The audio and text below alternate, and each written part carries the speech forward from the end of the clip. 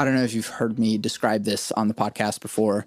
I'm sort of like post-scarcity techno-utopian sort of. That's where I am. Yeah. And so it is kind of like anarcho-communism, but like technology is required to be integrated into Right. Yeah. it. And so the internet has sort of lovingly named it fully automated luxury gay space communism. Luxury gay space communism. Yes. Okay, I'm looking it up right now. Yeah, Let's do it.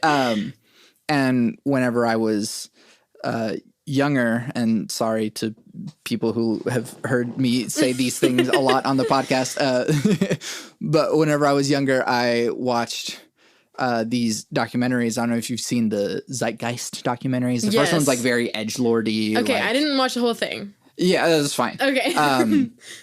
The first one's very edgelordy, but then the guy made like 2 other ones that were like a little bit more like structured in their approach, I guess. Because the first one was just like, religion is fake and like 9/11 was an inside job and like money isn't real. And it's like there's truth to those, but like the way that he approached it was very like edgelord. So You're right, yeah. And so Peter it's like, Joseph, what do I do with this information? yeah.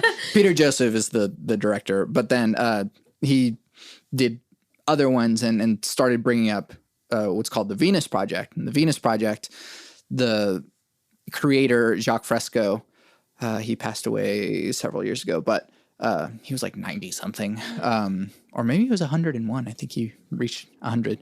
But like he lived through the Great Depression. Whoa! And I don't know why like that was such a big whoa. I'm just like, well, he was 101. He's just old as fuck, yeah. Like, holy shit. But like he saw the way, just like the very simple, like, we need resources. Right. And people are starving and hungry and dying. Yeah. But like, it's not that there aren't resources. It's just that like, for whatever reason, the stock market crashed and people lost their jobs. Yeah. Is that what? Where was like, the Vietnam War? Where did? Yeah. Yeah, that was before, or that was just after World War II. And so like, it was like, There's like this gap. yeah. Wait, was it before World War II or after World War II? What? Great Depression. Wow, I'm terrible at history. That was before, right? Yeah. Yes, before World War II. Sorry. But like, yeah, he saw that like, Yeah, it was 1930s. we have resources. Like, it's not like there weren't things to give out to people, but it's just that the system was structured so stupidly that like this imaginary thing was keeping people from obtaining resources. Right, and everyone's just like, oh no, we just don't have any. Yeah. And so he took it upon himself to just like, all right, if I was to like redraw Earth from scratch and like restructure society, how would we design things in such a way that would be Like cities? Like designing the cities itself? Like cities or? and like society in general. Oh, okay. So just like, cities and what we would do with land and how we would structure distribution of resources, how we would structure farmland and how we would be integrated within nature rather than be sort of trying to be outside of it like we are. Dominate it. Yeah. And so he sort of redesigned the way that like society should be. And then he kind of just made it his life's goal to like, that's the goal. Yeah. And like, let's take steps to get there because there is a way to get there. And so that's kind of like, ever since I was a teenager, that's kind of where my brain has been. And so it's like, I've observed the like communist writings and stuff like that. But for me, what Marx was missing was the like complete implementation of technology. I mean, yeah, totally. Yeah, I can agree with that. Yeah. It's also just like philosophical ideas, you know? Yes. He was a good writer. Yes, but it is like there is a lot of truth to what he was saying in that, like, yeah, eventually the exploited will not want to be exploited anymore. Yeah. But it's also just like there are people before Marxism that like were just like Cuba. Cuba was a big communist, and like South Africa. Like there's other ideas than just like the white old man's perspective. That like he's even said that like look to indigenous people for these practices. Exactly. Like I'm not the like founder of this idea, you know. But sorry. No. Well, go ahead. This is a conversation. Yeah, it was just a good segue to what I've been thinking about. But just as like, you know, with the pandemic, we're going to go back to that. Yeah, but like when, you know, when everything happened, I don't know if you saw like New York specifically, the mayor, which I'm not going to say I'm like a whole like, oh yeah, the mayor of New York's amazing. But he did have the thought of like, man, we have so many farmers with milk and like there's so many people without milk in the city. Like let's just start getting trucks to these farms and like just distribute this produce, which I'm not saying that's like sustainable to have like 20 trucks go to this one farm and then feed everyone for a day. Like that's not sustainable. That's just a Band-Aid solution. We've all heard that term. But it was like definitely waking people up to that idea of like, okay, we have all this production, but like it's just not being processed or like marketed the right way or just given out sustainably. Like we're just resource hoarding like we've always been. And that's why it gets interesting in the Great Depression where like what people did. Because you always hear about, like, the older, which is kind of a different topic, but the older farmers, like, you know, they did what they could. They worked with the soil erosion and, like, they were trying to fix these issues and the moms took care of the kids. But, like, what were the teenagers doing? They were living in buses.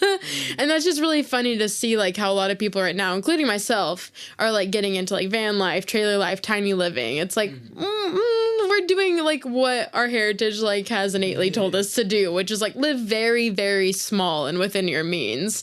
Because that's, like, our solution is, like, if we all live small, then, like, there's more for everyone. But, like you're saying, like, I don't completely agree with, like, going back to, like, just tribal era of, like, sticks and stones, because I do also believe in technological advancement and that, like, could actually help us. Right. That's one thing I do commend China for, I'm going to be honest, is their technology. It's amazing. And, like, their agriculture technology specifically and how they fed people and brought people out of poverty.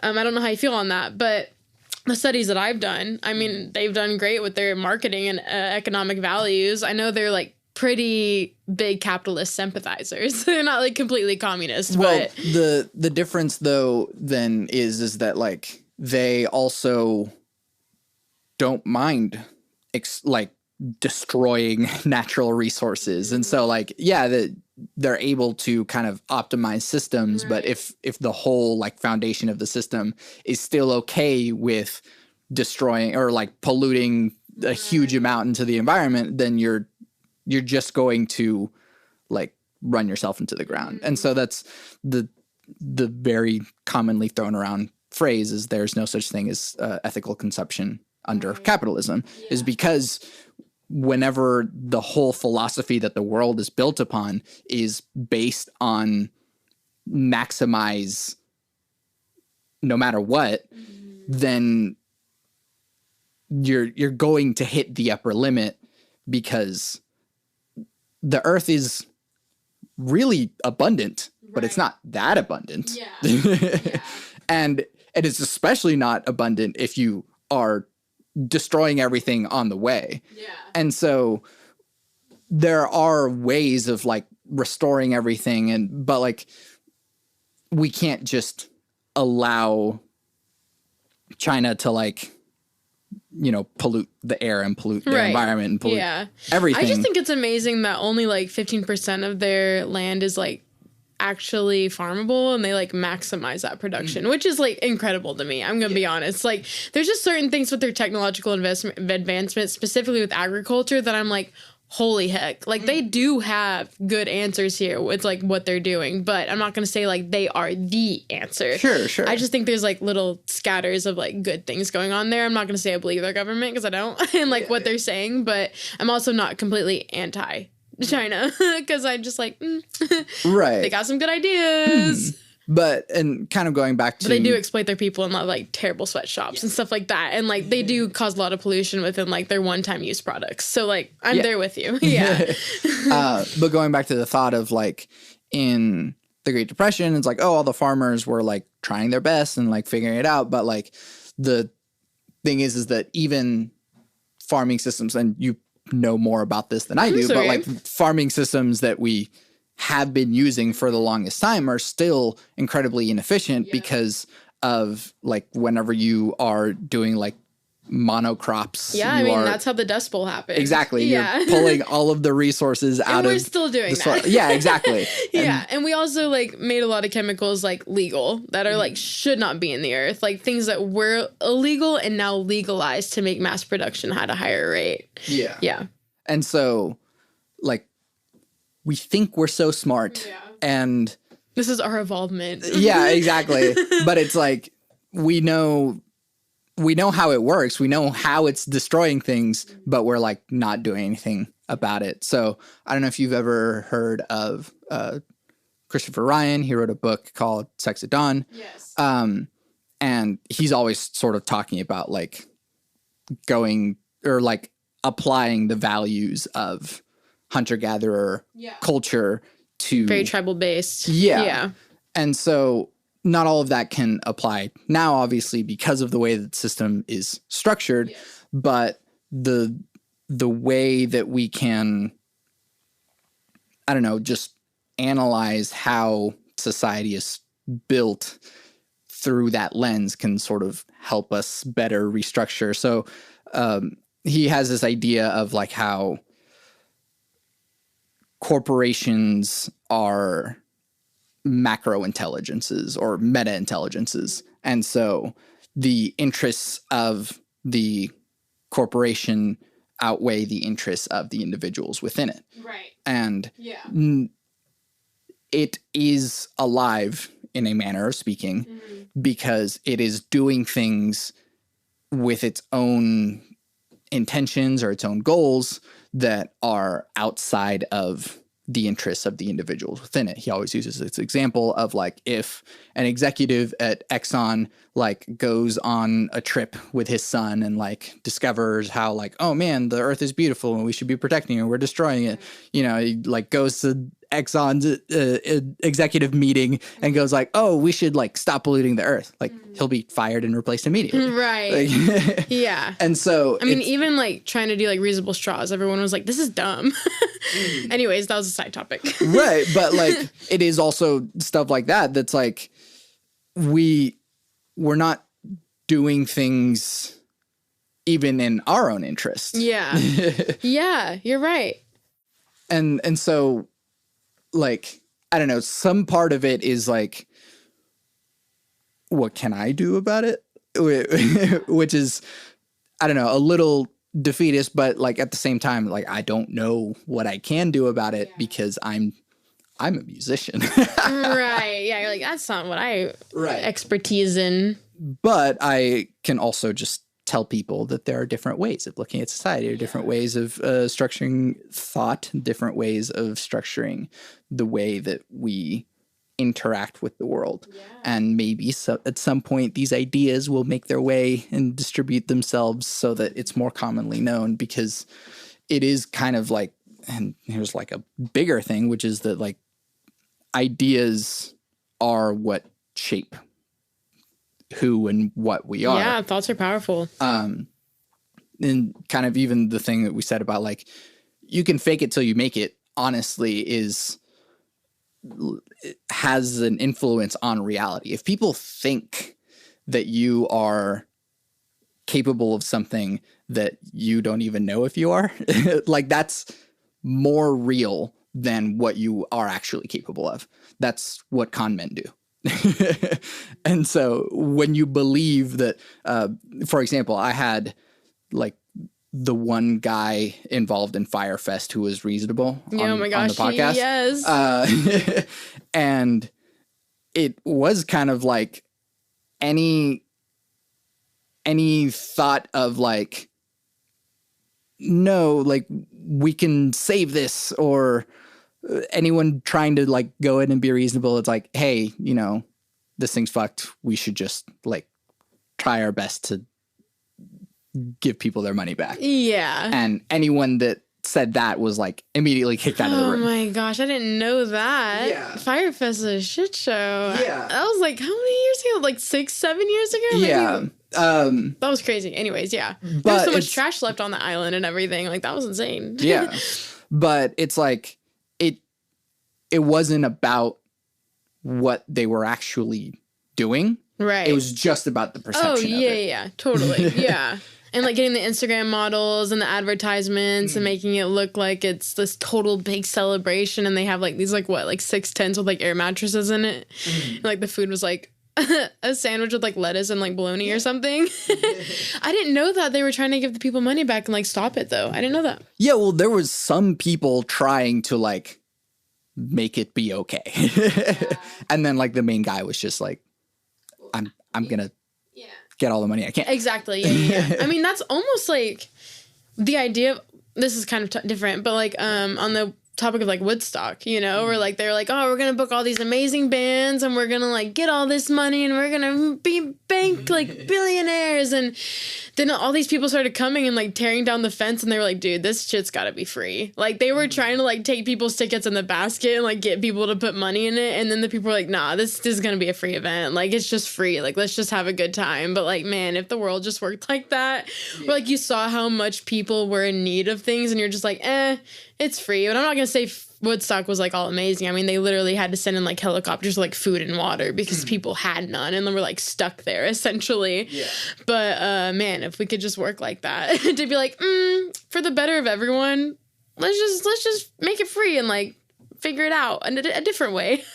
But the thing is that like that's what starts happening as soon as the social order breaks down. Yeah. Is like that's true. When you're in a riot, I've never been in a riot, but like when you're in a riot, the like, oh, I should, you know, be mindful of the person that's next to me and not push them down, or like all of that goes out the window and it's like, fuck everything, throw everything. Like it everything goes away. And then it's like, you know, you see one person break a window and start grabbing things from the store. It's like, well, this is suddenly okay now. Yeah, because you're saying it's okay, and the other person is, so the herd effect. Yeah. And so, like, that kind of goes back to that idea of, like, what our perceptions are is what actually drives our behavior. That's a good, yeah, I like that. That's a good point. And so there is sort of, like, it's a lot of propaganda.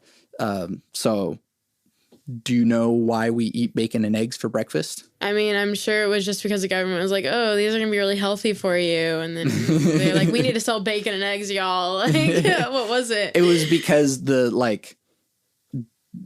bacon and eggs, like, industry corporations, whatever, were like, we need to get people to do this. And so they just, like, made it a thing, like a marketing campaign to be just like milk. Everyone eats bacon and eggs for breakfast, and now it's just a part of the culture. Oh man, that's okay. I didn't know like the in-depth history, but I figured it was just from capitalism trying to like get money off of the industry. Same thing with, I mean, is it Labor Day where it's like they just needed to like get beer sales up, and so they just like made the day up where like people in military-based companies could get off, and we're like, just get a bunch of beer and get drunk. Like, I mean, there's tons of holidays. Of those. Yeah. But specifically the ones that aren't around like organized religious holidays, so like the ones that like Labor Day or what's the other one? St. Patrick's Day. Like, sure. Who actually celebrates that? That is Irish. No one. But yeah, definitely for beer sales. Right, and everything that.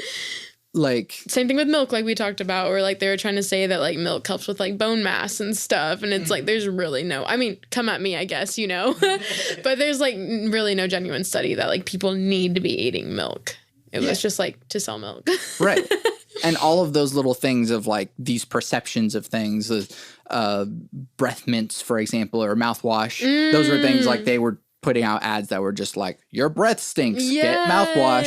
And it's like, that wasn't actually a thing. They just had like people put on lab coats and be like, your breath stinks. And I need to make money. Help me make money. It's the same thing with like, we mentioned the patriarch. I mean, we can talk about that all day, but like the things that men have invented for women that like were so unnecessary, like bras and the tampon's not even good for women's bodies. A lot of people actually get like, what's it called? Menstrual shock from it, and not good for our bodies. Doesn't fit. It's not comfortable. The man made it for us. Just like with curling or eyelashes, that was just a feminine product that was made by a man. And it was redesigned by a man too, I think. Because it initially was like this, like, I forget. Anyways, it was a really dangerous thing to have. It was called the bear claw or something, and people would get like eye infections and like it would snap onto their eye. It was not good for them. But then it got designed into a little like clasp thing that you would put down softly on your eyelash. We don't need that. And then of course there's other things. I mean, bras is a big one. I haven't worn a bra since I was like 14, 15. There you go. And I don't shave my legs because there's no reason for it. Like, not shame on anyone that finds empowerment, by the way, in shaving or wearing a bra. These are just my subtle things that I do because I don't want to spend more money than what I need to. And I don't need a man's design to tell me on how to work my body. Exactly. And I know that's a very radical perspective, but I feel comfortable in that. I mean, I'm just trying to be as open as I can to anyone that does find empowerment in those things because it makes them look nice or whatever. But I love having hairy legs because it recognizes that I'm a human and that we all have body hair. And it also makes men face the fact that, like, women have hair. Like, I think a lot of men, in my opinion, who don't like body hair on women are also because they're like, they don't want to date a woman that has body hair because it makes them feel like they're gay.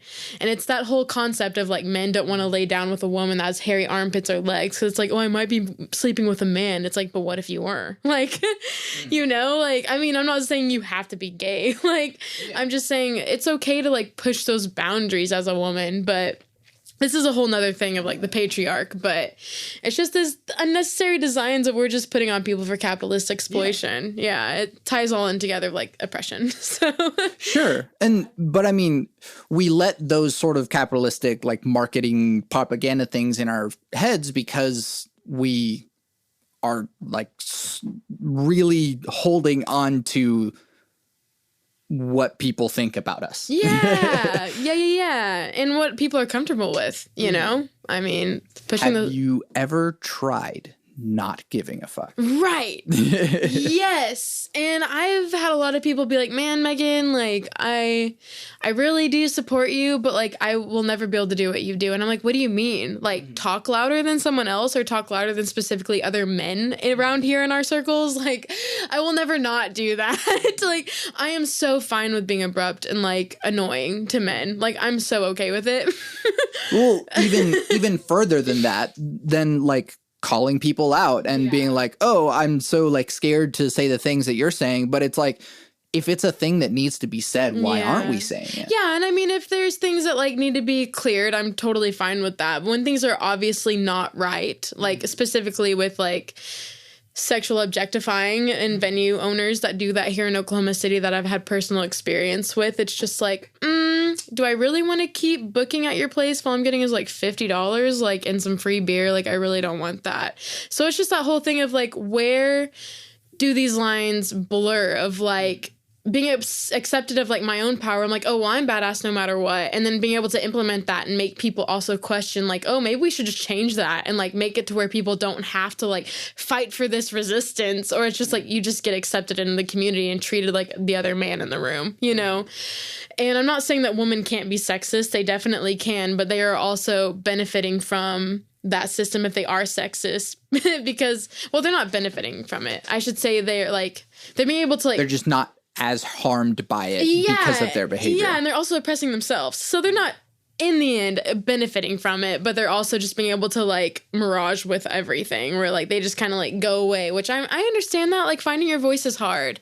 But growing up, I grew up around, like, very hardcore, I mean, like, literally, like, metal rock girls that were only black all of the time that were, like, hardcore feminists and, like, 5 or 6 years older than me. Yeah. So when I was in high school, I was already getting fed those perspectives, and I stopped shaving when I was, like, 14 because I was like, fuck that. Like, I can spend time doing something else rather than shaving my legs every day. Like, that's such a waste for a man's approval. Like, I am so good. And it's also a great deterrent to like, for people like, I don't date girls with hairy legs. Okay, cool. Like, I'm also not entirely a girl, so you can like walk on, you know? Oh, you're thinning the herd. Yay. Yeah. Which I'm like, I'm not saying I only interact with people that agree with me, but with people that are accepting of people that don't fit so great in boxes. I mean, like, yeah, I'm more inclined to hang out with you, but I'm not going to shut down a conversation with people that want to question me. But I also won't allow like a toxic energy field. Like, my energy is very important to me, and I like to conserve it for like bigger and higher things rather than like arguing with men on the internet. Yeah, like I'm just like, I have a big, like, I will definitely open conversation, but I also have a big border of security around me, and I have to. You just have to. You have to allow things like the whole good or bad. Yes or no, baby. Like, will I really allow that, or am I just going to keep moving on and knowing how powerful I am? Yeah. Yeah. But we don't recognize how much those little decisions actually take over the rest of our lives. Yeah. And so one of my favorite things is friend, teacher, both, Yes. from ACM is Rob Derrick. He had Veritas, or has Veritas tattooed on his hand. Okay. And so whenever it's on his right hand, so whenever he like shakes someone's hand, it like says truth on his hand. And so it's like, if there's someone that is against tattoos that he's like, you know, doing a job interview for, like they will see the tattoo on his hand. And it's like, you're going to expect me to wear gloves every day to work, huh? You know? And so it's like right away, it's like, this is who I am. Yeah. And if you don't like it, then we're just not going to work together. And it's fine, because for him, it's like, I wouldn't have enjoyed working there anyway. Exactly. It's the same thing with anything, man. Like, I was in the service industry for a really long time, and I was so tired of getting mistreated and unheard by so many different people. And just seeing the shitty managers and how we treat our staff and service workers in general. Like, customer service people deserve so much more than what we get. And like, that's the whole thing, is like being able to thin out again, like these ideas of like, well, you're just making people uncomfortable. It's like, are we, or are we just wanting to be comfortable in a society that people won't accept us? Like, it's just like, it's okay to push those limits. Like, y'all need to be okay with that, with people not being okay with every decision you make. And also knowing you don't have to please everyone. Like, that's so exhausting. Like, if I sat in my room trying to figure out every single way to please someone, like, I would literally not be able to exist. Like, there's no way I can please everyone. So all I can do is live in my truth, man. And like, hope that people accept that. And if they don't, just like ask them why. And if it turns into something heinous, I mean, you move on. Like, don't let that in your life. And what happens on the internet doesn't just stay on the internet. It's real life too. So like, call people out on that too. Like, whatever they're sharing, if it's an issue or transphobic, like, let them know, like, hey buddy, you probably shouldn't have said that. Like, word travels fast. And also, like, again, words are powerful. Like, what we see and what we digest and what we allow will become our reality. And we just have to keep very mindful of that. Yeah. There's a podcast that I've been listening to called Feeling Good by Dr. David Burns. There it is. Okay. Well, I'm just blanking on names. Oh, I've done that like 10 times. But he invented this rapid form of cognitive therapy. It's called Team CBT. Okay. And anyways, that's just like the preface for who David Burns is. But like, the podcast has done wonders for my mental health, because like, I can't afford a therapist, but I'm mentally healthy enough to just like accept ideas and apply them into my life rather than have to like be really specific with a one-on-one therapist. But the one thing that is really interesting in what he has talked about on the podcast is people who have high anxiety tend to be really nice people. And it's because they're people that are worried about what other people think about them. And so when you are making every decision in your life based on what other people are going to think about you or think about what you did, then you get really hung up on every single little decision, and it weighs on you. And so it's not so much to say that like, don't be nice, because like, you can be nice, you can be a kind person without having to stand up for people or deal with people's shit. So like, yeah, a little negative comment or something, maybe a little transphobic or a little sexist, you don't have to just like, oh, well, that made me uncomfortable, but like, I don't want to make a big deal about it. Yeah. And it's like, well, you don't have to make a big deal about it. You can just be like, hey, I don't like that you said that. Yeah. Just letting you know. Yeah. And then if they make a big deal about it, they're the one making a big deal about it. Yeah. And if something's obviously dangerous, I mean, there's obviously levels to this. But if it's just like simple conversations where someone's like just not quote unquote woke to that idea yet, I mean, you just gotta like wake them up a little bit. Just be like, hey, buddy, what was that about? And then just try to see where that stems from, because usually it's from whatever they were learned as a kid and like whatever their religious aspect or background was. And I'm not saying give people excuses. I'm just saying, again, like meeting people where they're at is important, which I've had a very hard time learning, but have had to learn it in order to like actually have some kind of progressive conversation with people instead of just being like black and white about things. Because like 3 years ago I was absolutely black and white, and now I feel more there's polar opposites when I'm like, oh, I literally don't know what's going on, like I am dumb. But also like I know some things, like it's what other people have told me and informed me and what I've digested myself, like I can reflect on this. Well, we're all trying our best, yeah. but like yes, you do kind of want to be able to gauge, like, is this a situation in which I feel safe enough to say something? And so it's like, if it is, you know, just a friend of yours that like says shitty things every once in a while, you can probably be honest with them or and be your like, dad. yeah, that depends. But yeah, like, that's true. But like, if it is just like a friend of yours that says shitty things every once in a while, you can kind of just be like, hey man, we've known each other a long time. I don't like this. Yeah. And most of the time it's gonna be like, oh shit, I didn't realize that was upsetting you. Yeah. And like, if you're on the same page, you're on the same page. And it's like, oh, cool. Got it. I'll work on it. You know, and people that care about you will try to continue to care about you.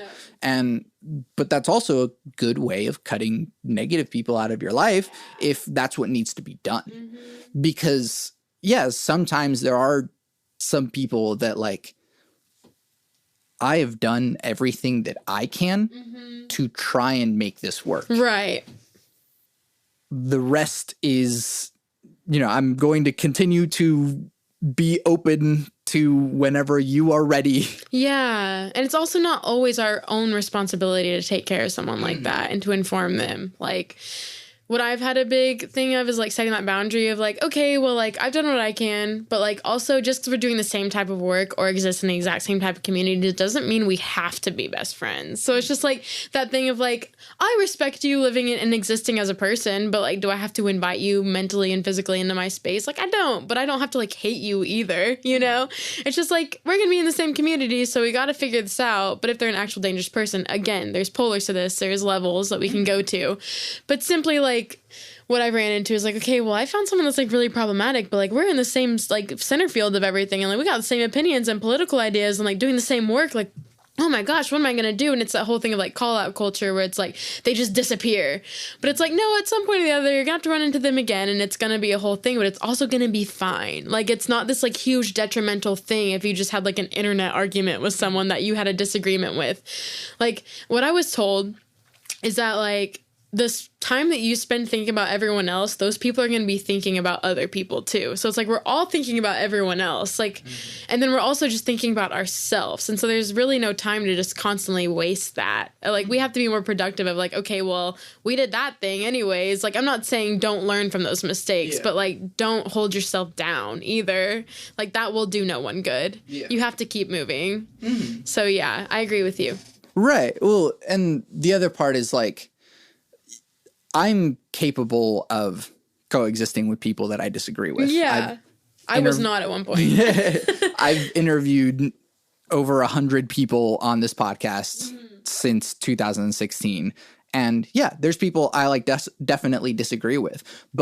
And something that a guest recently said, which I felt as well, is that like he was listening to someone else's podcast, and in the place where he would have been like, oh, well, actually, or like where he would have interrupted to like make a counter argument, since it was a podcast, he was just listening to it. And by hearing him out, he was like, oh, okay, I respect that that's where you are. And like, cool, we're good. Yeah. And so it's like, you don't have to agree with everything with someone else, just like respecting it. Yeah, listening long enough to acknowledge that, like, oh, I can respect how you got there and why you're there, and so like we're good. Yeah. But there is that part of like listening long enough to be able to understand. Yeah, and as long as those understandings don't lead to like harmful ideologies towards like other people, even then it's like, okay, well, let's talk about what that effect would be of this idea, you know?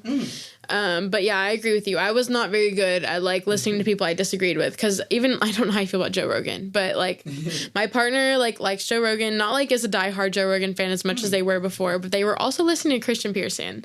I don't know how I feel about Christian Pearson, but like he's definitely like in my books a misogynist. Christian and like Pearson or Jordan Peterson? Oh, sorry, Jordan Pearson. Yeah. I'm sorry, not Christian Pearson. Fine. I am so sorry. Jordan Pearson, right? That's what you said? Yeah, him. And even then I was like, okay, I can see like you take things like you nitpick of like what he says and like you live, but I'm like, also, have you looked at like what he is as a person, like in a whole idea, like what his whole goal is, and not just like these little philosophical things that he's feeding you, or these like YouTube edited videos are like he smashed the feminist radical at the campus college, things like that. But we had to really Ben Shapiro, but yeah. Ben Shapiro, but he does do that. Jordan Pearson does do that, but yeah, Ben Shapiro too. Anyways, I actually just fucking hate Ben Shapiro. Not even so much because of his ideas, but he's just like a whiny little prick. Yes, yeah. He's not an unlikable person. Not smart. He's playing like he's smart. But yeah, he's not a good time. I would not invite him to my party. But anyways, I was like, man, I'm in a relationship with this person, and I'm obviously not going to break them up because they listen to these people that I disagree with. I'm just going to talk to them more about like what in the end these core ideas are, you know? And that's important to get down to the root of like, well, again, like what were you taught as a child? What did you grow up around? And like, again, like meeting people where they're at. That was a very hard thing for me to do, to like accept that there are people that completely, like, not even completely agree. Like I know people exist on the other side of the spectrum, but people even in my own circle that are like capitalist sympathizers but consider themselves to be communists, where I'm like, but do you understand what those words mean though? And then we get into the depth of like what these things actually mean. And then it's like, oh, I wasn't connecting and it's like, well, that's why conversations are important, but also like I learned things from you in that conversation. Yeah, exactly. So yeah. We can listen long enough to meet people where they're at. So like for me, I even have I have like my idealism and my pragmatism, and those are like not wildly different philosophies, but like they're different in that I have to be pragmatic because I exist in the real world. And the fact that like I now am doing my own business full time, I have to like apply capitalistic ideas just to exist. And so it doesn't mean that I'm like, yeah, like oh gosh, who's the guy that everyone keeps quoting in podcasts? Gary Vaynerchuk is like the man. Is like I don't care, but and there's like some cool ideas there, I guess, and it works for people. But like I straight up hate, you know, neoliberalism. Right. Yeah. And bullshit. that's the capitalist sympathizer that we're coming from, is like people that are also like, yeah, mutual aid is awesome, but like we also need capitalism. Like, do you know that mutual aid is here because capitalism is failing? Like that's literally why it was invented by like, was it AAB, African American? What was the? Let me see. Sorry, I just want to make sure I get this right. And hey, here's a nice little thing to throw in is that like it's okay to not be sure about something and then look it up and then be like, oh, I was wrong and here is the actual answer. It's very okay to admit defeat or admit that you were wrong or admit any sort of negative thing about yourself because you're a human being. Yes. I have been able to grow so much in letting go of things like that and just being like, oh, I was wrong. I'm glad I learned this. Yes. And whenever you accept something as I'm glad I learned this or thank you for enlightening me on this instead of, oh man, like they're just trying to put me down or like I'm mad. Instead, like, hey, I learned something new. That's good. Man, I can't find the actual like drawn out definition, but it's AAB, which is like African American. It could be like African American Black Communist Party that was introduced in America, but that's how it got introduced here. Was through that with like Angela Davis and Malcolm X, and Martin Luther King was even one. And then like the Red Scare happened, and they were like the Black Panthers are bad, like we already talked about. But yeah. Anyways, that's where we're talking about capitalist sympathizers. Sorry, I had to take that little break. No, you're good. There was a point where I like was listening to a lot of Joe Rogan.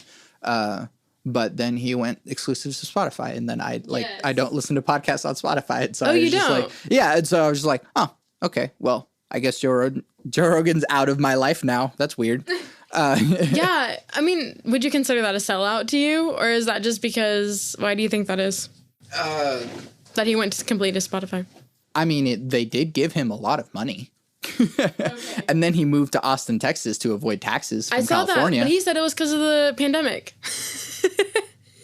Joe Rogan makes a lot of money off of the podcast. He just got a whole bunch of money from Spotify, and he is very much into like being independent and like doing stuff himself. And so the more relaxed laws of Texas seem to appeal to him more. Well, it makes sense because he's kind of like a centrist, and in my opinion, he's more right wing. But Texas is like trying to get out of the whole thing. So they're like, we're going to be our own thing and go on our own grid. I'm like, your system literally failed you. Like, you did not polarize or weatherize your electrics. So like, what are you trying to do on your own if you can't even do that? Exactly. Sorry, Texas people, but. Well, there are real consequences to the behaviors that you exhibit. Yeah, weather is real.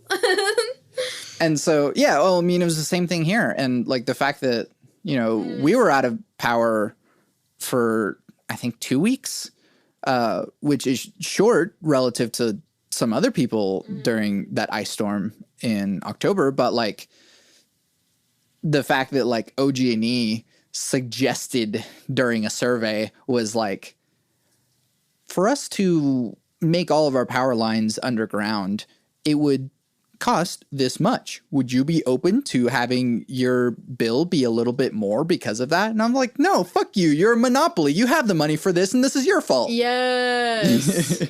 Truth. Why should I have to pay for that? Yep. This wasn't my fault. Yeah, and people are like, I have like $20,000 in like electrical bills. Like, what am I supposed to do? Yeah. So, I mean, like, I don't know, take responsibility for your shit. But yeah. But it also goes back to like where capitalism just sucks and like privatized industries just suck. Yeah. And then insurance above everything. And it's like, there's one pill for migraines that's like in other I'm not gonna say Europe is like amazing. It's definitely like fascist. But the pill there specifically is like $4 a pill, and here it's $88. $88 a pill. Like someone with like severe migraines. And we can even think about insulin. Like that's freaking gold here. Yeah. And then in Canada, it's like nothing. They're handing it out. Like I low-key was trying to smuggle some for some of my friends that are like type A diabetics here. Yeah. But medicine privatized is bullshit. But then we can go back to like, landlords and all of that. And then like the micros of everything. And there's definitely other things. But that's why also, like, when we talk about exploitation of workers, I like to talk about restaurants locally, because a lot of people think that the only people we need to hold accountable are, like, way up here with, like, Amazon and the big companies that mass produce and, like, go and talk to different countries about exploitation of labor and production and all that. But it's also like depends on like our mom and pop stores that just aren't paying people right and like are more than like enough. They're able to pay people right. And creating those conversations are important. Because like, well, I'm not worried about them. And I'm like, why? If we can't even change our own community, how do you expect to change beyond that? Because I don't believe in what the government's trying to feed us and like the institutions that we have in place. So like, why would I try and like go to them and like speak to them when this is actually tangible? Yeah. A lot of people, there's a lot of nuances to that, but that's how I feel. Right. Well, from that is sort of the notion of like, think globally, act locally. And so the little things that you do in your community is what impacts the rest of the world. Right, yeah. You can't just like, yeah, there are massive systemic changes also that need to happen. But like what we as individuals also need to do is like do the little things within our own communities, because every one of those numbers stacks up. And so when everyone does a thing and it goes It expands. Yeah, that's why my friends who are creating this food truck called Peace and Pancakes, like, they say whatever they get with their money, like, it's going to be a lot of work that is going to, like, be transitional. Like, they're trying to, like, evolve the way we look at money. I mean, I'm not going to say money is the root of all evil. Like, I think that it's definitely an energy source, but I also think that it could be managed better. Like, how could we not deny that? And that's the thing with, like, neoliberalism, where people are like, well, there's capitalism no matter what. And I'm like, yeah, but there's also definition of, like, propaganda for capitalism and propaganda to, like, implement ideas and, like, movement and art. And, like, there's ways to go about this that we could, like, hack this system that we haven't figured out yet, because also we don't have enough time to, and we're, like, trying to pay our bills and feed ourselves at the same time and also take care of our families. Like, that's impossible. Yeah. But if we work together and, like, try to pocket these little things in the area and the world that, like, we can put our little seeds, if you will, of what we want to see change. I mean, I think in unity it will make a difference. Yeah. Which goes back to that idea of, like, the things that we are perceiving and the way that we communicate, the ideas that we're sharing with each other is what shapes reality. Yeah. And so yes, we do want sort of, like, this mass systemic change with, like, systemic racism and everything. I did a whole podcast thing. You can check it out. I forget the number that it was, but, like, if you go to santiagoramones.com/podcast/systemic racism, I, like, cited my resources. Nice. I'll check that out. I haven't seen it. But the thing is that, like, we, the little people, can't just wait around for behemoths to change for us. Yeah. Like, it'll just, like, snap and it's just all figured out. So, like, yeah, there are things that need to happen, but, like, what else can we do in the meantime? Yeah.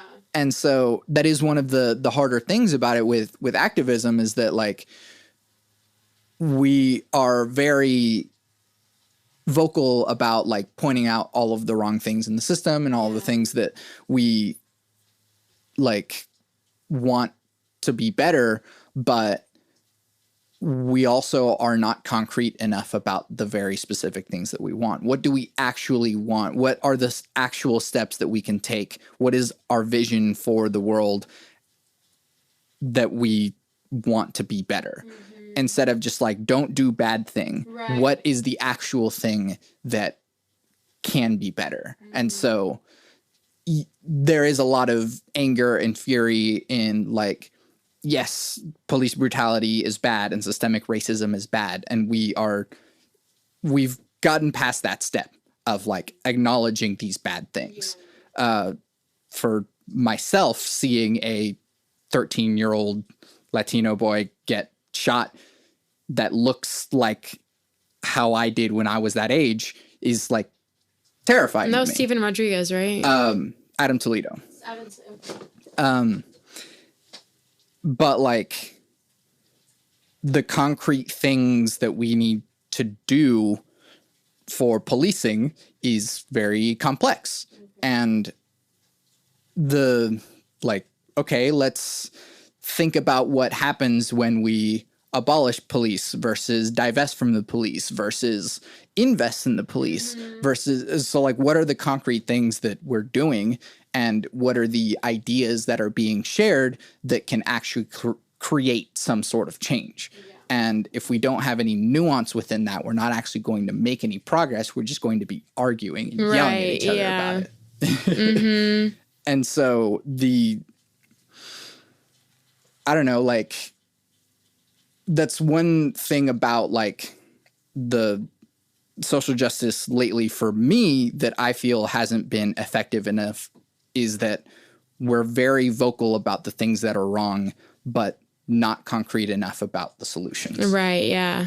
And so, yeah, there are people who are concrete about, like, what would happen if we abolish the police. But most of the time what I just see is just abolish the police. Okay, and then what? Because do you want privatized mercenary police? Because that sounds terrifying, and fuck that. And so what else can we do? Can we have a 911? Can we have an 811? Can we have a 711? And like more rehabilitations, please, because we have like none in Oklahoma, so they all end up in jail. Right. And can we have a more accessible healthcare system so that people can have access to mental health services? Can we have, so like these are all sort of bigger systemic things that we need to look at, but it's also like concrete things in the real world that we need to move towards rather than just. I think it's a scary idea too. I mean, rather than just. Right. Were you gonna? No, go ahead. Okay. Honestly, I just think it's a really scary idea whenever people think, well, the police is all we have. You know, it's that idea of like having to change things that have never been blueprinted in our minds is like this, again, Eurocentric idea that like the police are it and that's it. But I definitely do believe in like community coming together and just being able to approve of things and being like, yeah, like let's start this conversation of like, what are we going to allow in our community? Like, what do we actually genuinely want in our communities? And then it's like very scary because there's tons of people with all different ideas. So it's very scary to imagine what that world's going to look like, but honestly I feel like it's going to be better than what we have now. It's a very oppressive system that leads to a lot of privatized jails and freaking famous people and politicians that get money off of jails and markets in jails, and it's just crazy. I mean, even not private prisons are still marketed and not marketed, but they're still profitable prisons, every single one of them. So it's just insane. And then you see what's happening at the county jail. Like, that's what I think is like very important, is for people that aren't about abolishing the police, just look at like how we treat prisoners and like how we treat each other and like what the justice system even really looks like for people. When I think about people that are, trigger warning, but like assaulters, I'm like, we never get justice for that. Like, like especially for Black women specifically, Hispanic, Indigenous in general, like there's no real justice when it comes to murderers of, especially like when that one guy was caught, like, he murdered like 20 prostitutes and they were all like a part of indigenous roots. And he was like, well, who cares? Like, da-da-da. And it's like things like that just happen all of the time though, especially in like very rural areas. Like, that's a very well-known thing called, like, I forget what they called it, but like night drives is where they don't want to take the money to like do paperwork for specific like Native Americans. And so they would just like drop them off in the frost. And like, that was like a ritual thing to do with police. Like, listen to those stories and you'll definitely soon realize that they're not genuinely here to protect us. We are just money in their pocket. And, you know, not all cops are bad, but not all cops are bad. Not all men. But, you know, it's like whenever you work with an oppressive system, how are you not? You know, like in the end. Sorry, you couldn't hear me cringing, but I just had to say it, you know? We just have to say those things. We really don't. But it's that same thing of like, we don't want to make anyone mad, but like, to what extent am I giving up my moralistic ideas for your comfortability in a world that shouldn't be, you know? But yeah, I definitely believe in a better world of like community coming together and people holding each other genuinely accountable. And I'm not anti-gun. I don't know if you are, but I'm not. I'm not anti-gun. And I believe that we can use those to protect ourselves in right ways, but there's also better regulations to have on guns, and we need to not have those gun fairs to like give anyone a gun. Like, I think there should be, I don't know, maybe it's ableist to say extenuous background check, but more accountability with that than just like free for alls. I mean, there's a profitable business with guns, obviously, so we need to get to that point. But again, capitalism, like there's just ways around these things. So, the middle way, as you spent some time in Buddhism, the middle way is sort of like finding the balance in between the extremes. And more so, I find, not to say that like, oh, everyone should be a centrist because that's dumb, but like it's finding the balance between the ideas on either side. Political centrism as it exists as an identity right now is not actual political centrism, but the idea of like, let's listen to each other and listen to even voices in our own communities that might be dissenting from opinions. I have a friend who cleans carpets, and he has spent a lot of time in like Black households, and he's had like middle-aged Black men come up to him, and this was before the election. He was like, they were like, I'm going to vote for Trump because like those Democrats never did anything for me. Right. Yeah. And there's so many of those people that hold that opinion, and they have valid thoughts. Mm-hmm. And because they're not in the forefront of our mind, again, back to the idea of the things that our perceptions shape our reality, since those people aren't at the forefront of our conversation, they're not heard. Yeah. And so... And I mean, they are right. Yeah. To an extent, right. they the are Democrats right. never did anything for them. But No. Like, let's talk about Biden's, like, first week. Like, how many people he put in ICE? Like, was like 30,000? I forget. There were a lot of people that he imprisoned within that week. Specifically, like, quote-unquote, undocumented people. And, like, how we talked about abolishing the ICE jails. And, like, that literally will never happen. Like, and I mean, I hope to have that happen. That sounds really, like... messed up for me to say because we have to have hope for a better future. But under Biden's term, I'm not going to say he's our God and will fix it all because I do not identify as Democratic. Yeah. If you can see here, not you, listener, but you, Megan, can see here that is my pile of documents from USCIS, United States Customs and Immigration Services, because I am waiting to get my green card. Okay. And so it's like... And that's probably really hard to go through. It's a whole process that is like a bunch of hoops to jump through. And I was talking to my brother about this yesterday, but like there are few things that upset me. I'm a very patient person, but I will fucking throw down if it involves immigration because I've lived it. I grew up undocumented. And so the point that I'm getting to is that like my views on immigration are very specific because I have lived it. And so anyone who thinks they have a very informed view of what any single aspect in systemic issues, you haven't lived it yet. And so you have to listen to the people who have lived it. And so I don't know, like if you've listened to season 3 of the Serial podcast, where they like followed all the different stories at a city hall and followed all of the like criminal cases and stuff, and like you can really see all of the instances where like the justice system is really flawed and racist and fucked up, and like you're not going to know that unless someone like gives you that story firsthand. And so like every one of these things is sort of like we need that message to be able to understand our reality better. The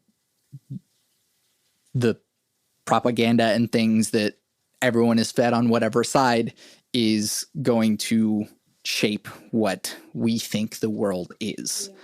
And so what we deem as correct. What we deem as real.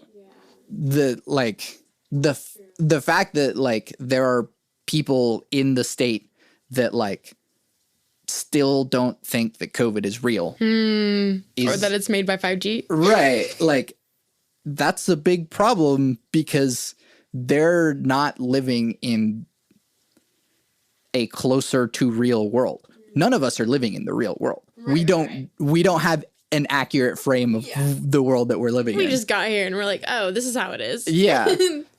But they're living in a less accurate version of the real world.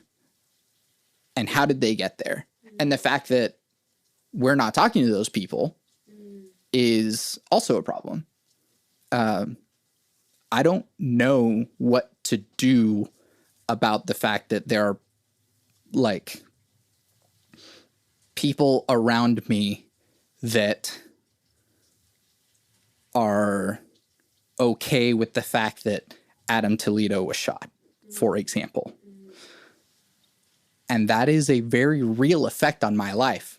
And I don't know how to talk to those people. I don't know if it's going to turn into an argument. I don't know if it's going to like end up with me cutting people out of my life. And that makes me very uncomfortable. And I'm not looking forward to those conversations. And I don't really know what to do about it, but I think just the conversation is going to need to be had eventually. And while it might be uncomfortable, it'll get us somewhere. I want to apologize for speaking on something that you personally have been going through because I didn't know that. And I didn't want to like explain you on something that like you're obviously more informed on and actually like physically going through. So I didn't want to be that person. No, you're fine. But you did not say anything inaccurate. Okay, I just didn't want to like speak on your experience that like you literally know more than me. But I just didn't know that you were support to you. I definitely have had friends that I've had to go through that and like it's bullshit. Like half the Americans that have to go through this, like they wouldn't be able to. Like there's no way. And I'm like, you are so right. Like half of us didn't even listen to history. Like we could not do a test or anything like that to like get our green card if we had to.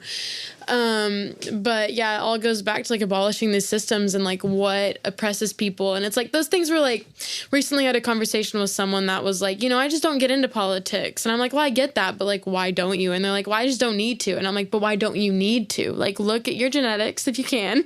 Take a look in the mirror. Like, why didn't you have to? You're just a white cis man. So like, I'm not saying you're at fault for these things. Like, don't put the white guilt on them because you physically have not done these things, but your heritage has. Like, and also just the fact that you are white has placed you on an upper hand. Like just recognizing that does no harm to anyone. It is ignoring the fact that you are in that privileged stance is what is going to do harm. And it's just being able to push people to care. I mean, it's just so hard if like they already have their issues, which are so overwhelming to them in their mind, but they can't even imagine what it's like to fight for that kind of work and to be accepted in a society to where like, if you're not just white and cis, like other than that, you're just like, why are you here? Or like, you had to work really hard to be here, didn't you? And it's like, why can't we all just exist? Like we're considered the melting pot here, right? So like, can we just act like it for a second? But like, it's just not real, you know? And that all goes back to like why these systems need to be abolished. Like there's no reinforcement or what's it called, reimagination, really. Like it's not called abolish the police, but restructure the police. It's like, no, we just don't need it. Like it wasn't the police came about from like the KKK. Like it was from like Night Watch. Okay. Who were usually drunkards themselves, and then it turned into slave catchers. Whenever there were escaped slaves, they would get people to round them up and get them back into slavery. Thank you for that refresh. Yeah. And that's a whole other thing. But we just have to think about like, oh, these systems that are in place, like where do they come from? Oh, like why do banks exist? Oh, they own majority of the land. Well, who's like approving of these bank loans and who's approving of land access? And then, oh, well, what are all the documents that we need and credit scores? And we just have to really think about these Eurocentric colonized perspectives. Question the premise and then question the premise below that. Yeah. Question everything. Yeah. Question it all. Yeah. But specifically. And that might lead to some kind of uncomfortable discoveries within yourself, or you know, I fell out of religion because I like asked the right questions. And so like it wasn't just why does God want me to worship him? It then became why does God want? And then why does God? Yeah, and then God. Right. And so like this is another thing I talked to my brother about the other day, but it's like, if you can't defend even the simplest of stances, then what are you even defending? Yeah. And so it's like, if you can't be like if you can't even answer the question, like, why shouldn't minors be sexualized? Even if the question like makes you uncomfortable, but you're not able to like actually state the reasons as to why minors shouldn't be sexualized, then like you haven't questioned the premise enough. Yeah. And so even the horrendous things that seem so like easy to us, we should still be able to break all the way down and be able to answer. And it also deals with conversations with, again, those people that are directly impacted by those those things and those awful things that happen in our societies and what we deem as acceptable, once again, is that being able to be like, okay, well, why did this hurt you for so many years that you were sexualized at such a young age? Like, why was that so traumatic for you? And then I'm not saying to like, don't reach out to a victim and ask that. But like, if you were able to get that in-depth experience or just simply look up videos on YouTube of like human experiences that people go through in life, then you'll get more of a perspective. Listen to different podcasts you don't agree with. Once again, like just get different ideas. I've had to do that. There's been several like it's on my mind, right-wing conservative podcasts that I've definitely cringed through the whole entire thing, but I listened to it because I'm like, man, I just have to know where these people are coming from. Like, I just have to. I mean, I can't just continue to, again, be stuck in an echo chamber that only agrees with me. I mean, I'm not going to get very far in life if I have to surround with people that agree with me, because also I'm not looking for a yes man. Like, I just don't need that. I can find that yes man in me, but I also am not going to do the ignorance is bliss thing where it's like, I don't believe in that. And we need to look beyond the curtain at some point or another. Yeah. Yeah. Well, yeah. I can't really find a good way of wrapping that up, but like the time is what it is. So therefore, Megan, thank you so much for doing this with me. Where can we find you and your things? Oh, yeah. Me Oh My OKC is where I'll be plugging everything into. I just want to give a short shout out, though, to like Red Dirt Collective, Commonwealth, Liliana Timber Farms, Uproot and Rising, and Indian Territory in Oklahoma. Check those out. And yeah, keep on keeping on. This is Santiago chiming in to update that Megan Wiggins is now under Veggie_Casanova. So that is VEGGIE_ Casanova. Sweet. Yeah. And then I guess I always forget to ask this question. What is one or two things that you're like watching or reading or listening to or playing that you want people to know about? Yeah, currently right now I'm listening to a podcast pretty much daily. Actually, two that I'll shout out. One is called Indigenous Action. It's a really, really good podcast that y'all should look up. It doesn't have a ton of episodes, but it gives you a pretty big inside look on what like tribal activicity, is that the word? Activists? We'll just say that. Activism, yeah, we'll say that. Is like, and also Bitter Brown Femmes. I love them. You guys should check them out. They talk a lot about like Latinx issues and being Chicano and stuff like that. And one is from El Paso in Texas, and the other one lives in California, but they're both they're bisexual and also queer and like non-gendering conforming, but y'all should check those out. That's what I'm listening to. As far as reading, I'm actually not reading anything right now besides like a bunch of farming stuff. So I can't really think of any like specific book title right now, but I was reading one about a natural compost heater, which is really interesting to like generate natural heat to like germinate seedlings. Yeah. Well, cool. I guess to say the things that I've been listening to is Feeling Good podcast with Dr. David Burns is, I mean, I straight up didn't even like, oh, let me like find the newest one and like see what's up. But like I just started at the beginning and have just been going all the way through it. And it's been like, again, really good for my mental health. So nice. Like, that's self-care. Really cool. We love it. And like there's some like really beautiful and like almost magical stories in there, and like I've cried often, so that's good. Just listening to other people's stories. Yes. You know. And then oh gosh, what was the music that I was going to say? Sunlux has a new album called Tomorrow's 3, and that's really good. I guess I should say that like by the time that this podcast is out, my EP will be out, so go listen to that if I didn't already put it in like the outro of every single one of these. But yeah, once again, Megan, thank you so much for doing this with me. This was amazing. Thank you for giving me this chance to talk with you. It was wonderful to have human contact. Yes. Hopefully there's more of this soon. Yeah, awesome. I'm Santiago Ramones. I'm Megan Wiggins. You can find everything that I do on my website, santiagoramones.com. I make music and produce audio. I have an EP, a short album, that is streaming everywhere right now. It's called Soundbites. The music you're hearing right now is from Soundbites.